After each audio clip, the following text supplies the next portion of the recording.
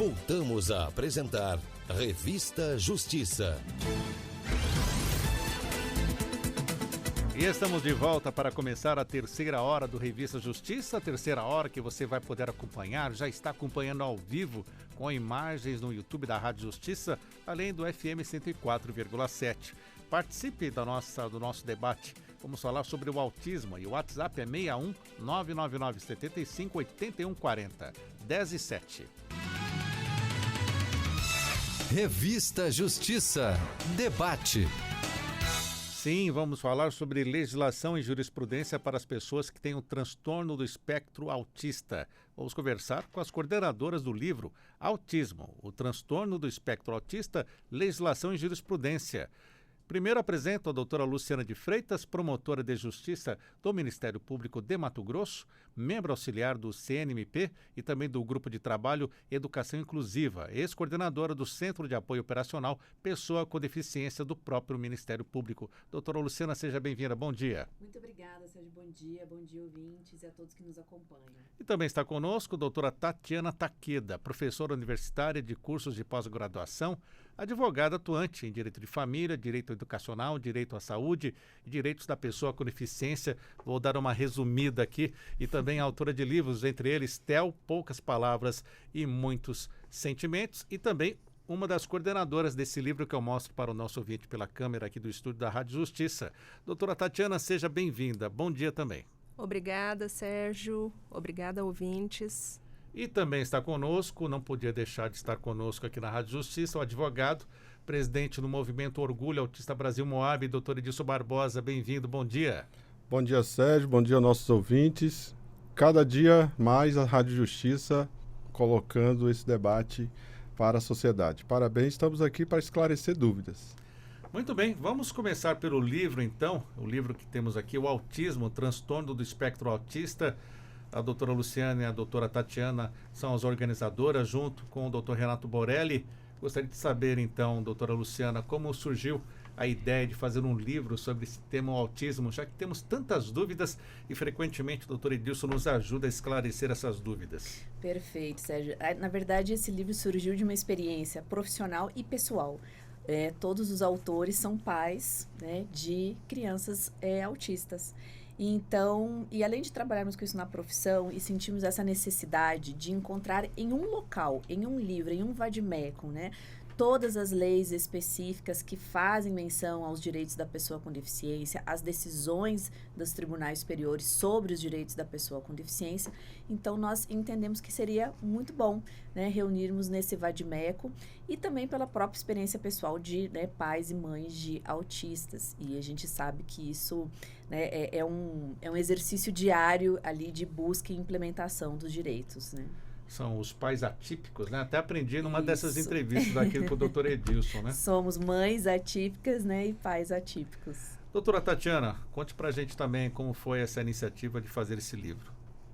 Surgiu de uma conversa minha com a doutora Luciana Freitas e nós conversando sobre fundamentações jurídicas para os trabalhos que nós fazíamos, chegamos à conclusão de que seria muito importante a gente ter um compêndio, algo em que as pessoas pudessem ter maior facilidade para poder fazer uma pesquisa.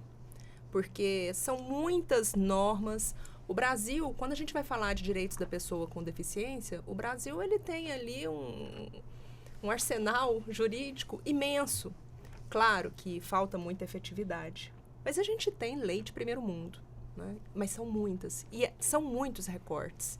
Então, a ideia do livro é facilitar a vida do pesquisador, para que ele já tenha ali tudo prontinho para economizar um tempo que é valioso. Porque nós, pessoas que trabalhamos nessa área, geralmente nós temos muito pouco tempo, porque além de trabalhar nessa área, ter o nosso voluntariado, a gente também tem os nossos filhos para cuidar, que demandam muito mais tempo, com terapias, com atividades. Então, isso aqui vem o quê? Vem otimizar o estudo e economizar tempo para essas pessoas. Um tempo que seria aí de várias horas de pesquisa, ele pode abrir o livro e já procurar a resposta. Doutor Edilson Barbosa esteve ontem no lançamento do livro, né, doutor Edilson Barbosa? O que podemos dizer sobre essa iniciativa? Eu estive ontem e já usei, tá? Já? Qual foi a situação? Eu fui fazer uma resposta para redução de carga horária.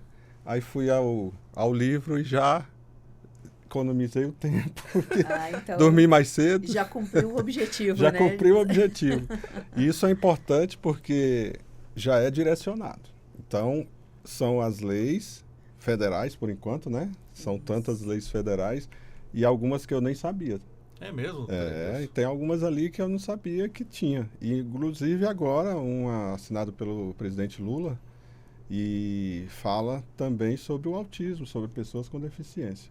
Então, é um livro que eu aconselho as pessoas terem, não só nós, advogados, mas as mães, principalmente. Toda vez que eu recebo no meu escritório uma mãe, ela já sabe quase tudo, né? Os direitos. Então, mais ainda. Então, realmente, estava precisando de um desse. Quiçá consigam fazer agora os estaduais. São muitos estados, mas precisa. Não vai conseguir municipal, porque... nunca vi. Olha, 5.000 municípios. Quando assumimos, Sérgio, o Moab, eu fiz questão de ir aos estados, ver como é e tal.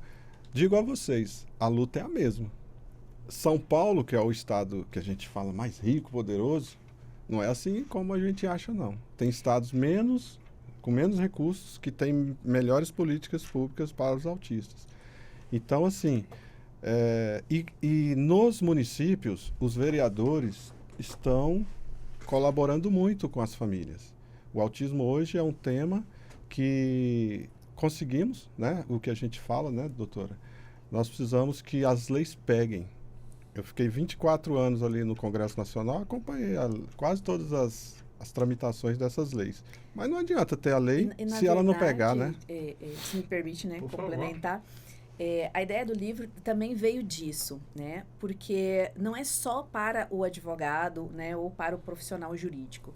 Nós temos diversos profissionais que trabalham com autismo, né? Os professores, os médicos, os mandatários, né, mandatos políticos, vereadores, deputados, enfim. E para todos é difícil, se para nós que somos da área jurídica é difícil já fazer a interpretação, buscar as leis e buscar... Então, imagina para os outros profissionais que não têm este conhecimento de busca jurídica. Então, a nossa ideia também foi essa, né? Eu recebo muito também, assim, demandas, né, de profissionais, assim, de pedagogo, de assistente social, perguntando, doutora, onde que eu acho, onde que tá? Mas a lei diz isso, né? Fala assim, muito... Então, a ideia foi justamente, vamos colocar nesse livro todas as leis, as decisões e já com o índice temático para que fique mais fácil, né, para todos os profissionais já irem direto na busca daquilo. Doutora Tatiana, temos muitas leis, mas esbarramos também na interpretação delas? Com certeza. Principalmente quando a gente fala dos direitos da pessoa com deficiência. A educação inclusiva, por exemplo, nós temos dispositivos aí na Lei Brasileira de Inclusão que foram inspirados na Convenção Internacional sobre os Direitos da Pessoa com Deficiência, uma convenção feita pela ONU em 2006. Nós temos aí dispositivos que possuem uma interpretação dúbia e que acaba sendo utilizada ao bel prazer de quem interessar, né? Nós temos aí, por exemplo, um assunto muito polêmico, que é o do profissional de apoio escolar. E a lei, ela vem dar esse conceito do profissional de apoio escolar, dizendo para que ele serve, né, questões relativas à segurança, à alimentação, aos cuidados de higiene. E o legislador colocou lá assim, e para tudo aquilo, né, que for necessário. Então, quando a gente está falando de educação inclusiva, a gente está falando de educação, a gente está falando de escola. Qual que é o papel da escola? Não é ensinar? E qual que é o papel do aluno? Não é aprender? Então, a gente está falando de um processo de ensino-aprendizado. Evidentemente que esse profissional ele tem que ter condições pedagógicas para estar servindo de ponte entre o professor regente e esse aluno. Só que muitos se valem da interpretação de que é como se ele fosse um simples cuidador. E o aluno ele não está na escola para ir ao banheiro e comer. Ele não está na escola para isso. Ele está na escola para cumprir o objetivo da Constituição Federal, da Convenção, que é aprender, de ser incluído. E para isso a gente precisa entender que as questões pedagógicas, elas estão ali inseridas. Mas, infelizmente, muitos fazem uma interpretação diversa que vem aí atrapalhar o aprendizado, o desenvolvimento de milhares e milhares de alunos no nosso país. Imagina a demanda, né, doutor Edilson, que chega para o senhor com essas dúvidas sobre estabelecimento de ensino. Meu filho tem direito a aprender, ir para a escola? Inclusive hoje eu recebi outro áudio de uma mãe perguntando até sobre aquele caso no Ceará. Não, desculpa, no Maranhão, São Luís. Doutor, é somente 2 alunos autistas dentro da sala de aula? Porque meu filho não vai poder estudar naquela escola X.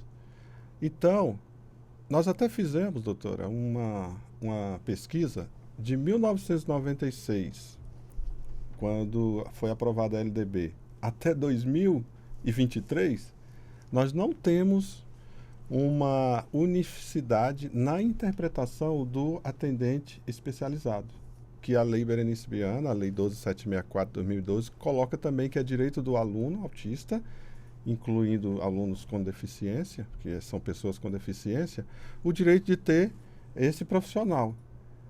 Lá, é aquelas 3 questões. De 96 até agora, todas as legislações, ela foca nessa tríade aqui. Segurança, dentro da sala de aula, alimentação, ajudar na hora da merenda, e a questão de higiene. Na segurança fala da hora de levar ou trazer ao banheiro. Então, todas as legislações, inclui até o Estatuto da Pessoa com Deficiência, que fala da pessoa ajudando. E não fala do especializado, porque para chegar, você coloca seu filho em fevereiro, né? Na maioria das vezes começa em fevereiro. Quando ele chegar em dezembro, ele não pode estar da mesma forma que estava. Ele tem que pelo menos ler ou escrever ou interpretar, né? Alguma coisa. Não é só o que a senhora falou. Vou pegar o menino e botar ele para andar no pátio, para que os outros possam atingir o objetivo que é aprender a ler e escrever. Reter conteúdo, né? Para que ele possa ser alguém lá na frente. Possa até fazer a prova do Enem agora. Nós recebemos reclamações de pais no qual a prova não estava adaptada para o autista ou para a pessoa com deficiência. E nós vamos procurar o presidente do INEP, porque precisa adaptar. Mas não é adaptar, muitas mães nos procuraram sobre o conteúdo, adaptar o conteúdo. Tem aluno, que a senhora sabe, que precisa do ledor. Se ler para ele, ele consegue responder as questões. Agora, o filho dela não teve, apesar de ter solicitado com antecedência. Então, nós estamos num caminho da inclusão. Nós estamos igual aquele caminhão, né? Que a gente fala de abóboras, né? De melancia. Nós estamos ali encaixando e tal. E estamos conseguindo. Devagar, mas estamos. Quando a mãe vai para a internet, sempre falo nas palestras, doutora. A mãe, quando ela é violada um direito, principalmente na escola, ou num tratamento, né, de terapia, primeiro ou ela chora, ou ela vai à internet, ou ela vai à luta. Aí eu pergunto, qual o melhor? Ela faz os 3. Ela chora, aí vai tem gente internet, que fala, não, porque luta. sabe que a gente é da área do direito, vai à luta. Eu falo, não, você chora, senta no meio fio e chora para desabafar. Coloca na internet para todo mundo saber quem é o violador e vá à luta. Porque essa luta é que nós estamos encaixando. Lembra do delegado lá em São Luís do Maranhão? Mudou uma interpretação que o Conselho de Educação mudou a lei. E várias decisões, a senhora acompanha, o profissional dentro da Secretaria de Saúde ou Secretaria de Educação, ele faz uma portaria que altera o que o legislador quis dizer, até em lei federal. Então a gente tem que tomar cuidado com isso, porque na hora que fala de número de alunos, já está excluindo. Quando fala que é só para levar para o banheiro, só para ajudar a pegar a colher e levar a boca. Quando fala que é só na hora do recreio. E a questão pedagógica do professor, às vezes é fono. Às vezes o menino entra em crise porque o barulho desorganiza e ele não. Aí a mãe da escola também, né? A mãe recebe a ligação, vem buscar seu filho que está desorganizado. Ora, mas vocês estão fazendo uma pesquisa para ver o motivo? Exato. O profissional de apoio, até foi importante vocês tocarem nesse assunto, por exemplo, da questão das percepções. O profissional de apoio, ele tem que ter uma capacidade, né, para entender as dificuldades e as características daquela criança com autismo, porque elas mudam de criança para criança. O autismo não é igual para todo mundo, né? Então, esse profissional de apoio, ele tem que ter essa capacidade, né, esse conhecimento para fazer essas percepções. E ele vai servir como a ponte para o conhecimento regular que está sendo ministrado pela professora regente. Então, muitas alegações a gente recebe muito das escolas falando assim, mas doutora, se tiver um profissional do apoio, né, que vai trabalhar a parte pedagógica com a criança, vai interferir no plano de ensino da escola, ou vai interferir nas diretrizes, né, da educação. Então, tem que ficar claro que, na verdade, esse profissional ele não vai interferir em nada. Ele vai, literalmente, a gente tem que imaginar isso, é fazer a ponte entre a capacidade e as características daquela criança com o conhecimento, né, que é levado pelo professor regente. Então, não é uma interferência, né? Exato. Muito pelo contrário, é para fazer essa somatória. E aí, esse profissional de apoio, ele, além disso, ele tem que perceber essas características das crianças. Por exemplo, a questão sensorial. Se é o sino da escola que está incomodando, então a escola tem que ser inclusiva. Ela tem que também receber essas demandas individuais das crianças autistas, né? Então, esse profissional pode fazer essa interlocução com a escola, dizer, olha, ele se sente incomodado, ele se desorganiza. Então, não é buscar a criança, não é ligar para o pai e para a mãe e dizer, vem buscar porque tocou o sino e seu filho desorganizou. Não, é a escola que tem que fazer e providenciar também essa inclusão. E isso é importante, por exemplo, meu filho é um que ele se desorganiza com muito barulho, assim, né? Determinados tipos de barulho. Liquidificador, né? Sinos de escola. O carrinho, sabe o carrinho do aeroporto? É que quando passa, assim, que estão recolhendo aqueles carrinhos dos aeroportos, faz um barulho. Sim. Aquilo desorganiza ele, né? Então, veja, não é na questão da escola, como diz a lei, né, da pessoa com inclusão, ela não a escola tem que ser um ambiente inclusivo, né? Não é meramente disponibilizar o professor, né, disponibilizar ali as questões instrumentais, é a escola que tem que ter essa atitude, né? E aí a gente entra no que eu digo, que o principal entrave hoje para a inclusão, e que, na verdade, eu gostaria que um dia a gente falasse sobre convivência e não sobre inclusão meramente, porque a inclusão dá a sensação de exclusão, né? E a gente não quer que essas... Exclusivismo, Exatamente. Né? Então, assim, eu acho que o maior entrave hoje são as barreiras atitudinais, são as atitudes, as pessoas, né? Porque quando a gente quer, e aí são as mães, né, que vão à luta, na maioria das vezes, não vamos excluir os pais, mas são os responsáveis, são aqueles que estão ali no dia a dia, é que vão à luta para implementar toda essa legislação, né? Que vão tentar mudar essas atitudes. E fazendo um link entre essa questão da interpretação e a Política Nacional dos Direitos da Pessoa com Transtorno do Espectro Autista, que o Edilson citou, né, que é a Lei 12.764 de 2012, lá fala desse profissional especializado. É uma das poucas normas que tocam no assunto do profissional especializado. Só que nós ficamos no vácuo novamente. O que é essa especialização? Aí usa-se, né, a interpretação ao bel prazer do freguês. Então, tem muita escola que fala, não, eu vou colocar uma pessoa de nível médio, fundamental, vou fazer um curso de final de semana com ela e vou especializar ela, como se isso fosse possível. Nós sabemos o quanto os nossos meninos, eles merecem capacidade técnica para serem tratados no dia a dia. Né? Nós estamos aqui falando de questões ligadas à pedagogia, ao sensorial, ao funcional, né? Ao comunicacional. Tudo isso é muito importante. E se a pessoa não tiver as noções, né, para poder lidar ali com aquele público, o que vai acontecer? O menino não vai aprender. E quando o Joãozinho não aprende na escola, o que vai acontecer? Fatalmente, a gente vai ter evasão escolar lá na frente. Não é? Sim.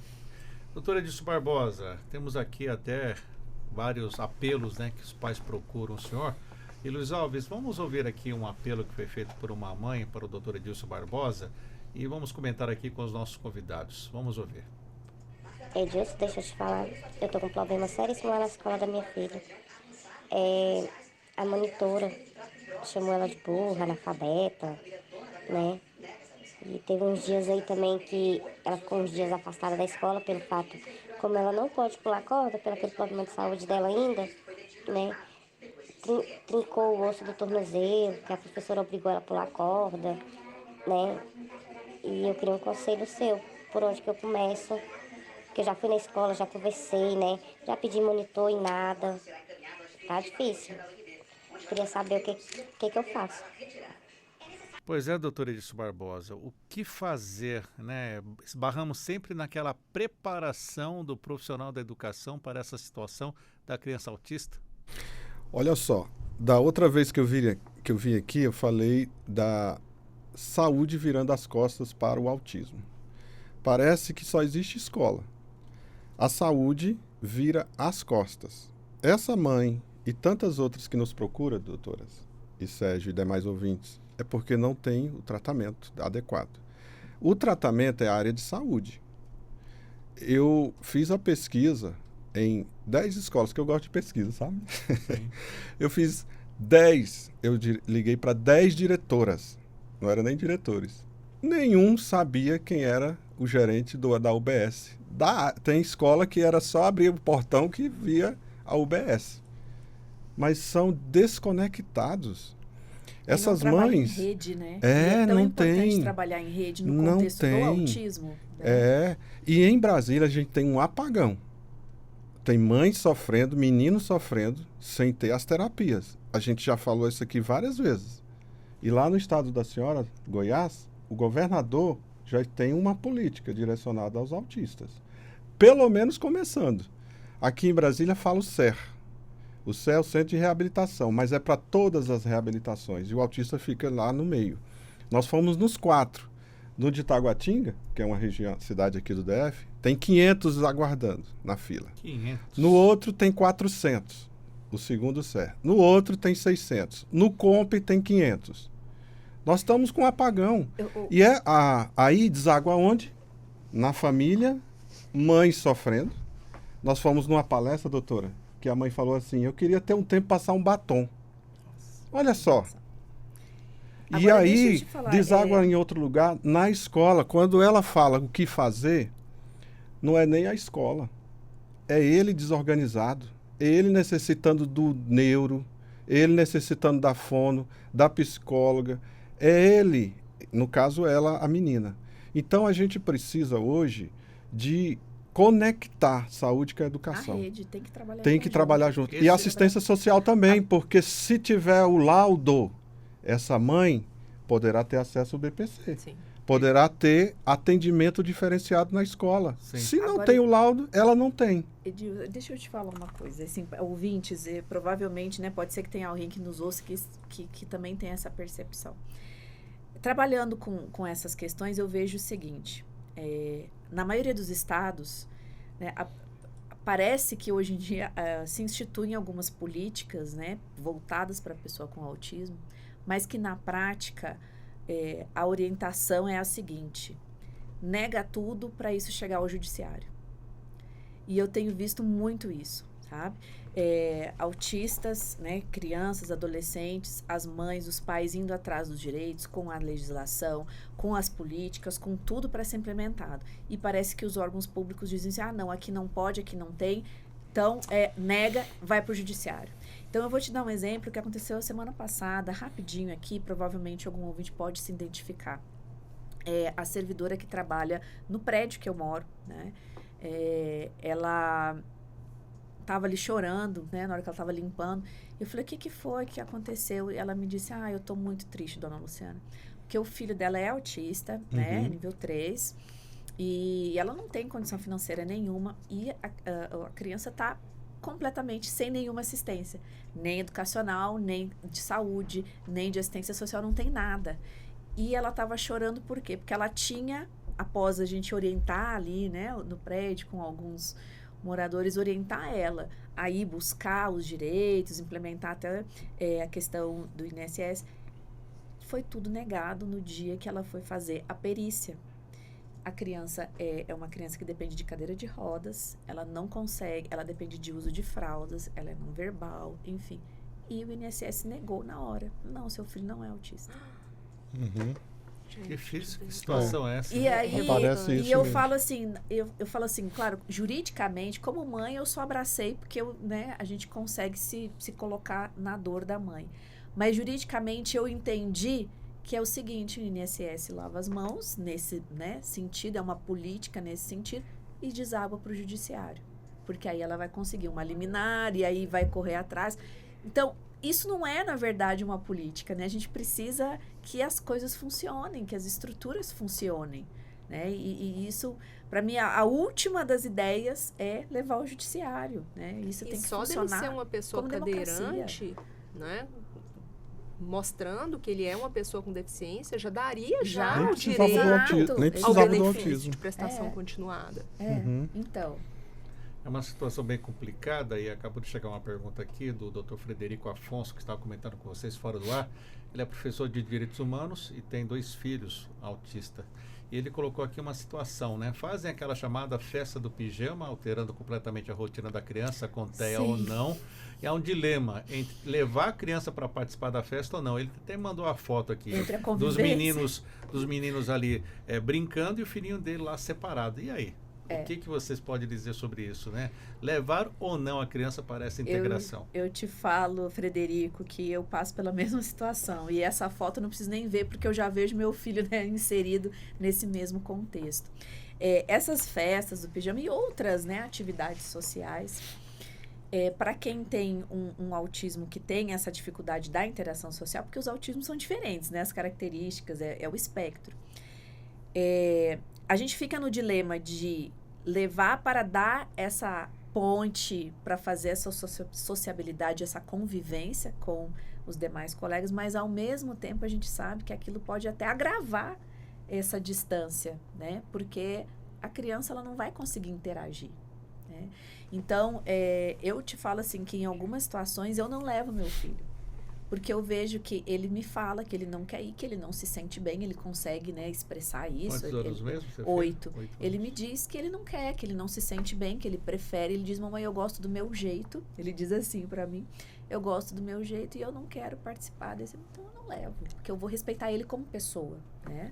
Agora tem outros eventos que ele já consegue, né, dizer que quer, então... Lá em casa é mais restrito, né? Porque o Theo, ele já tem um autismo que exige maior suporte, né? Então ele não consegue manifestar todas as vontades dele da forma adequada. O Theo está fazendo 12 anos. Sim.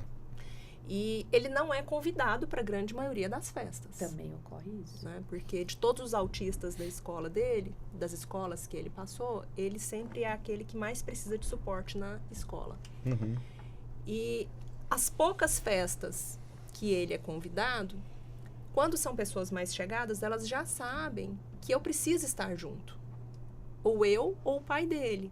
Porque nós não temos condições de deixar o Theo Luiz sozinho numa festa. Né? Ele não pode, nem na escola ele não pode ficar sozinho. Nem para ir no banheiro. Né? A professora tem que ficar na porta do banheiro esperando ele, né? Dando os comandos para ele.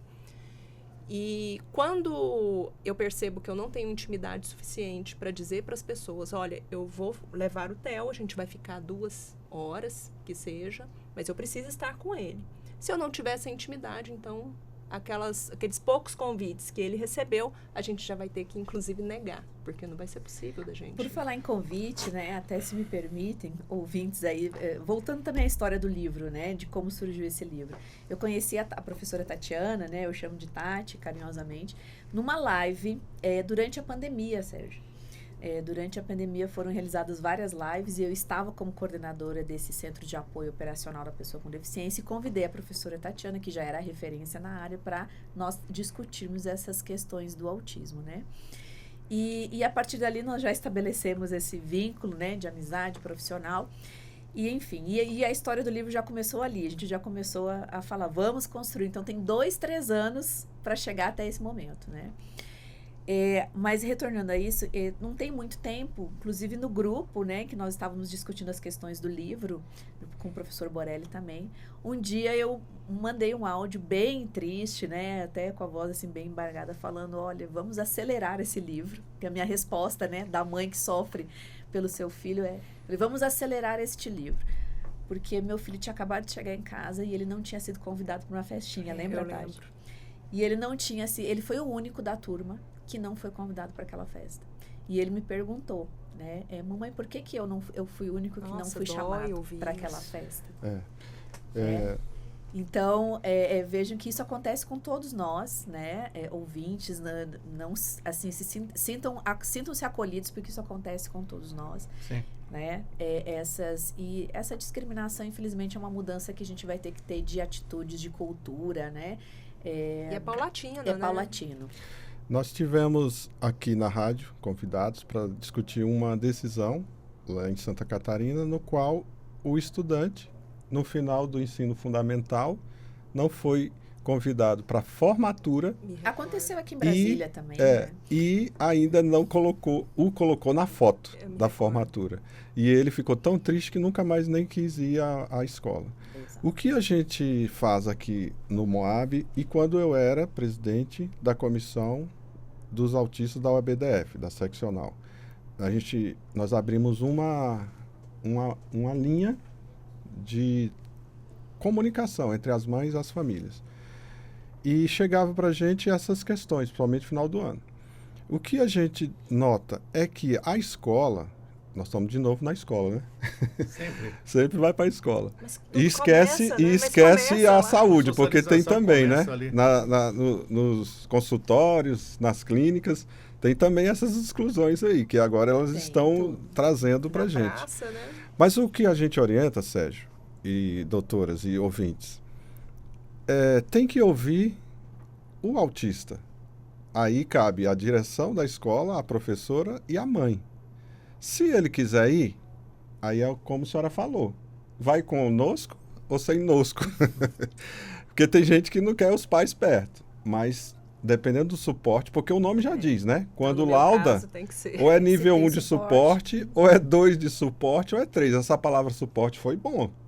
Porque suporte, sempre primeiro é a mãe, depois o pai, quando fica na família, né? Igual eu e o Fernando Cota e tantos outros que ficaram. E depois vem a escola. E aí é onde entra a lei que nós falamos, do suporte, né? O profissional de apoio. Então, o que a gente orienta? E tem as diretoras, eles aqui das escolas públicas do DF, tem uma associação, até nos convidaram para falar, palestra e tal. A orientação é o quê? Pergunte se aquele autista quer ir. Se ele quer ir, beleza. Se ele não quer ir, também não discrimine. Mas a gente tem alguns, né, que não conseguem que não consegue se expressar. Mas quando a gente fala disso, é a forma deles, a comunicação alternativa. Veja se quer ir. Se quiser ir, faça de tudo. Gente, quantas vezes... A minha filha está aqui do lado, não sei se ela quer falar. Quantas vezes eu levo, aí quando dá meia hora, 1 hora, já quer voltar. Sim.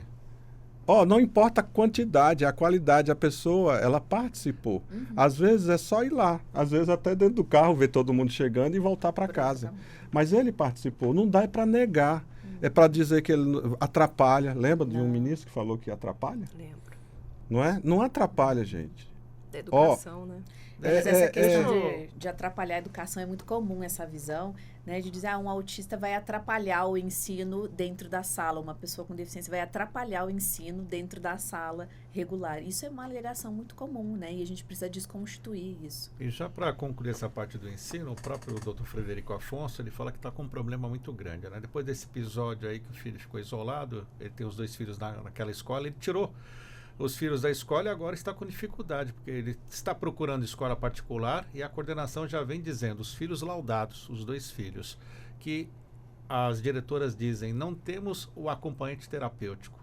E a lei não determina que tenha? Ainda tem uma questão importante que as pessoas confundem muito. Né? Acompanhante terapêutico com é uma apoio. Coisa. Isso. Profissional de apoio escolar é outra coisa. Então explica pra gente qual é o direito que o pai de uma criança autista tem quando procura uma escola. O profissional...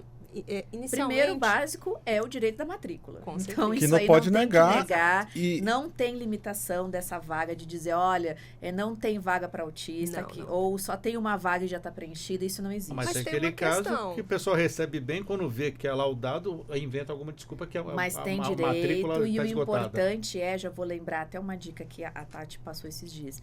ele tem esse direito e é importante ele documentar essa Sim. negativa, Exatamente. né? Que é justamente para poder efetivar esse seu Agora, direito. uma vírgula, tem que ter a vaga. E isso Tem que ter a Tem que ter a vaga. Exatamente. Muita gente Tem chega que a falar nós isso. e aí, se não tem a cadeira, cara pálida, como é que seu filho vai sentar? Não tem a jeito. vaga. A sala cabe 25. Mas olha Já tá só, lotada. já está lotada, não tem a Ok. vaga. Agora não dá para dizer que tem a vaga, aí quando vem o laudo, a vaga sumiu.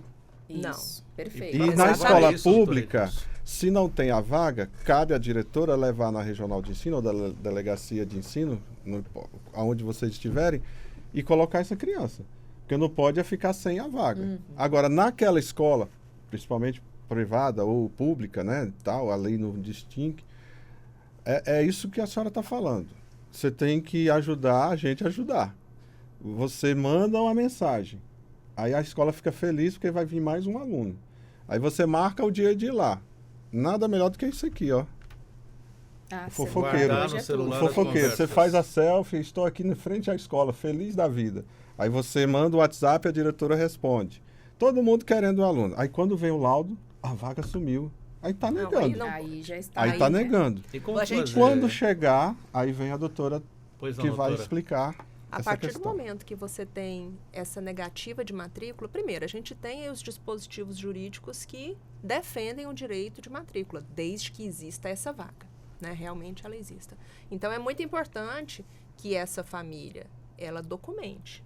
Eu sempre falo assim, gente, quando a gente está tratando de um estudante com deficiência, na hora de ir lá na escola, esteja acompanhado de um terceiro, né? Eu fiz isso na última vez.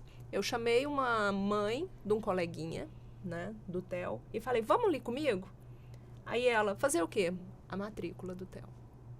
Ela foi comigo, porque se houvesse qualquer comentário discriminatório, alguma coisa nesse sentido, eu já tinha ali uma testemunha. E é importante. que Então, se nesse tenha. caso aqui, o Frederico ele tem que pedir as vagas e só lá na hora revelar isso? Ele pode ligar, perguntar se existe a vaga e depois marcar para conhecer a escola.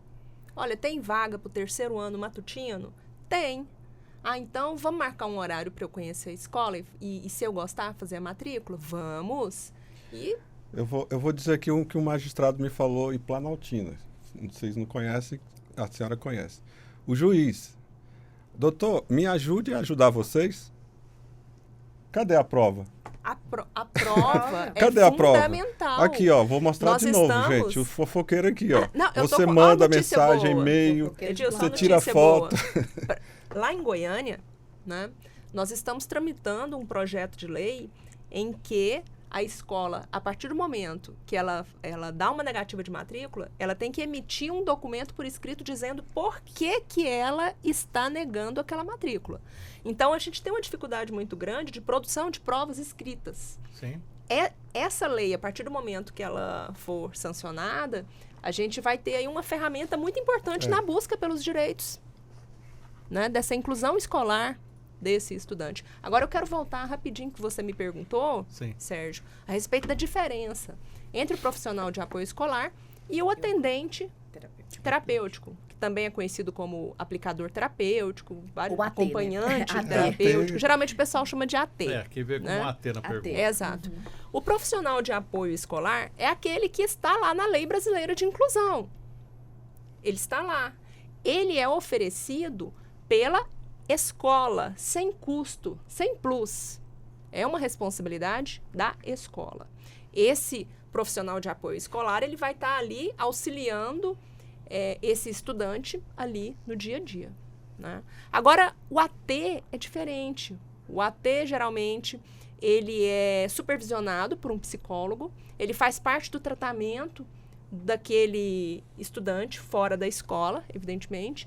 Então, muitos pais optam por enviar os ATs para a escola. Só que não é responsabilidade da escola arcar com o custo desse AT. Não é.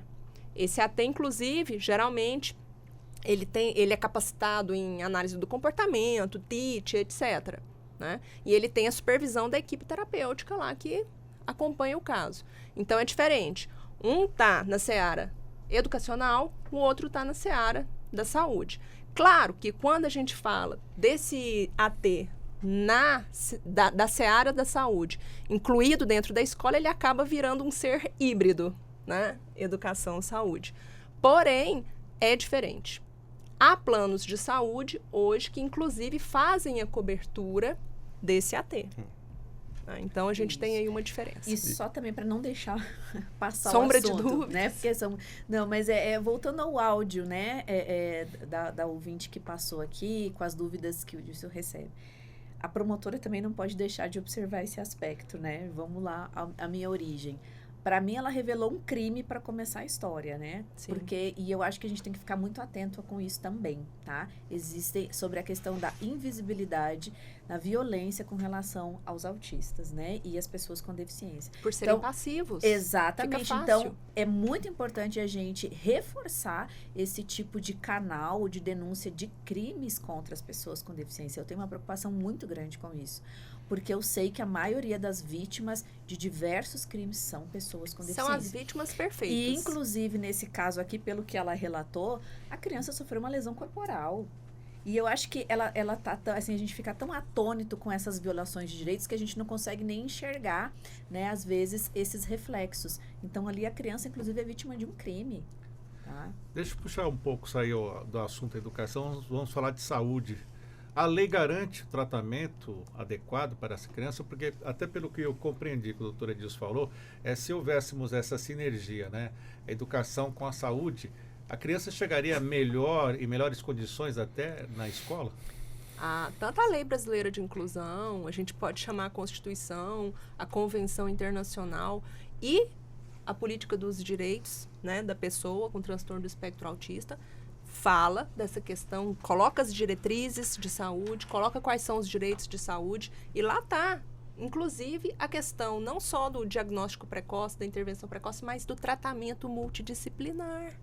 Tá lá. Na letra está bonito ali, né? Na lei, né?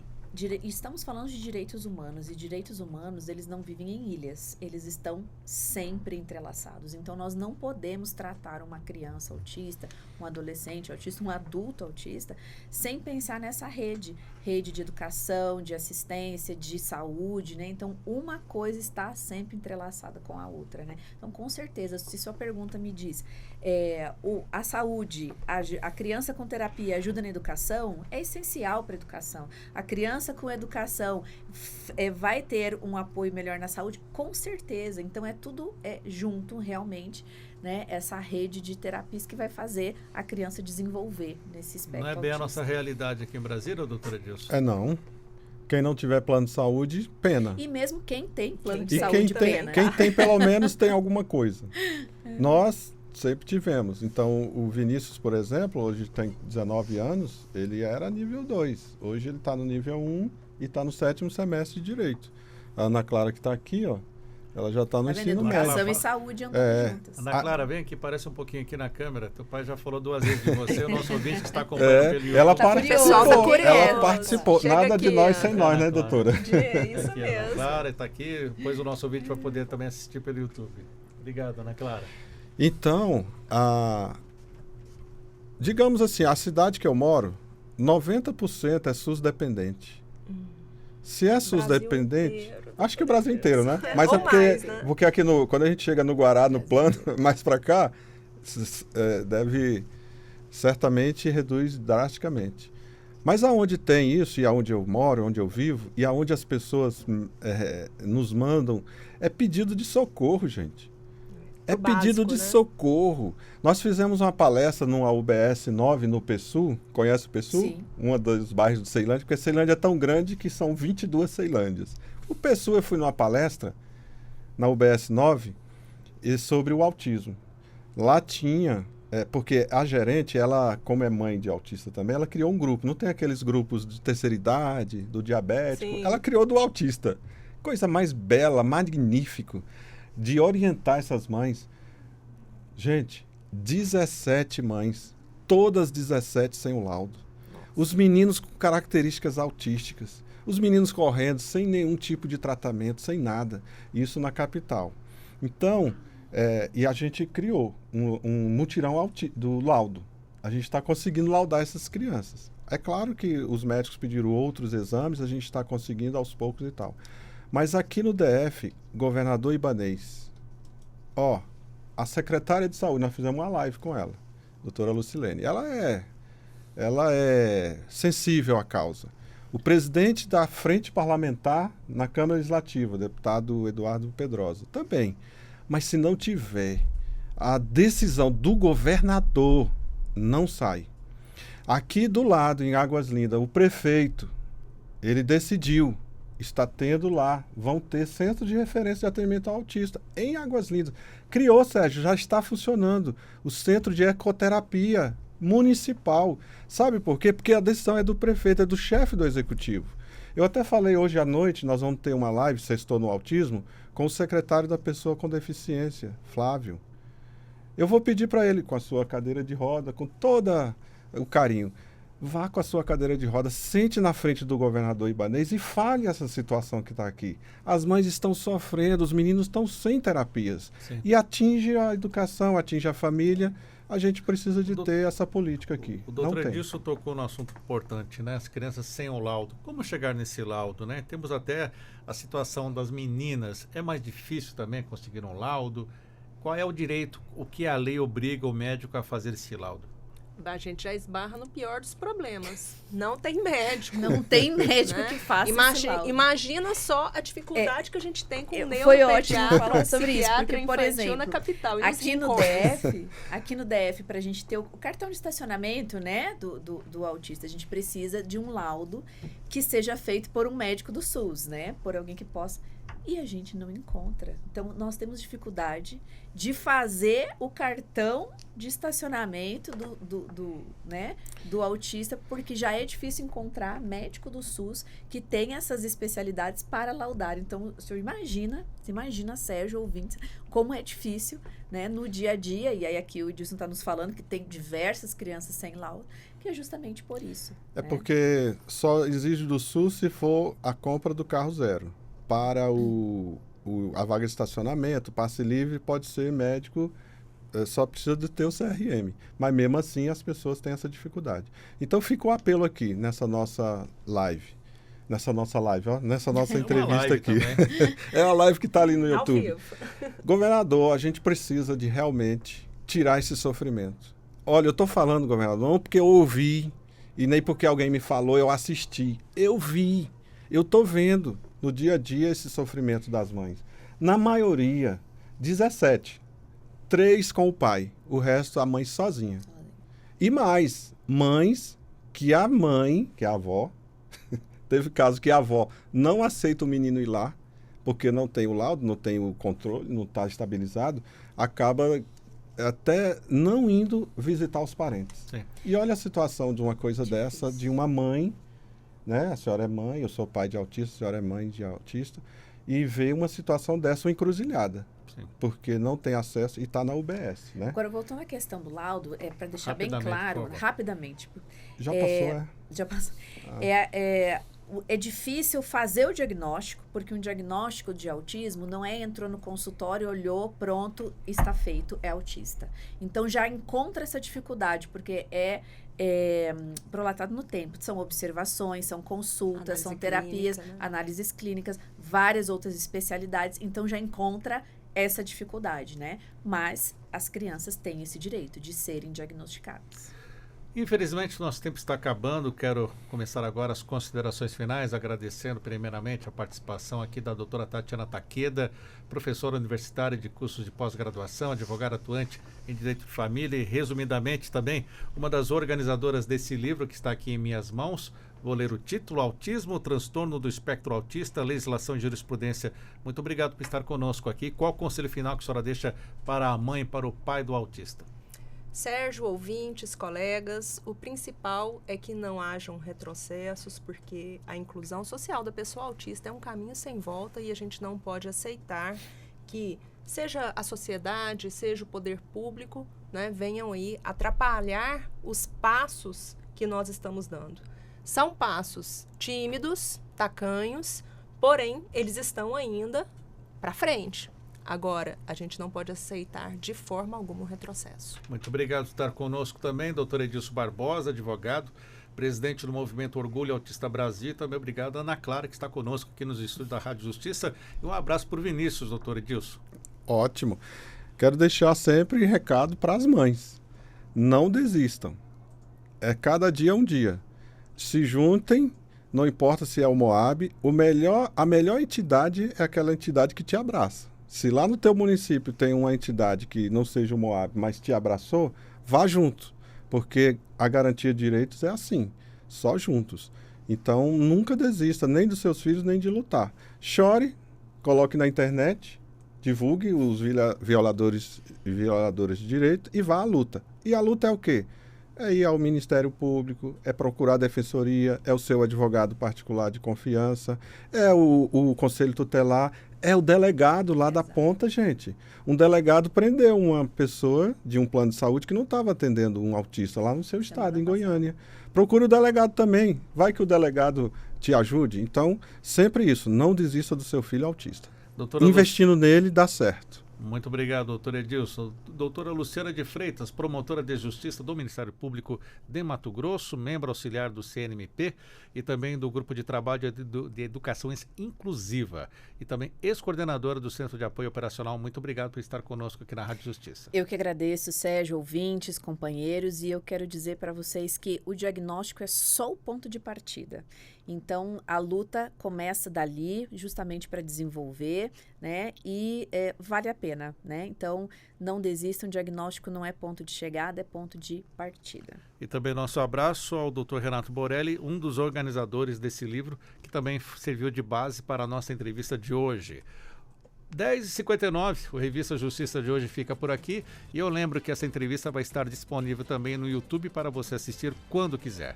O programa de hoje teve a apresentação e edição de Sérgio Duarte, a produção de Leandro Bezerra, os trabalhos técnicos Luiz Alves, programação musical Josemar Fernandes, coordenação de jornalismo Marcela Luiza, Secretaria de Comunicação Social Supremo Tribunal Federal. Está chegando aí Felipe Seabra, capital do rock hoje, dedicado a Plebe Rude. Um excelente fim de semana e até segunda-feira.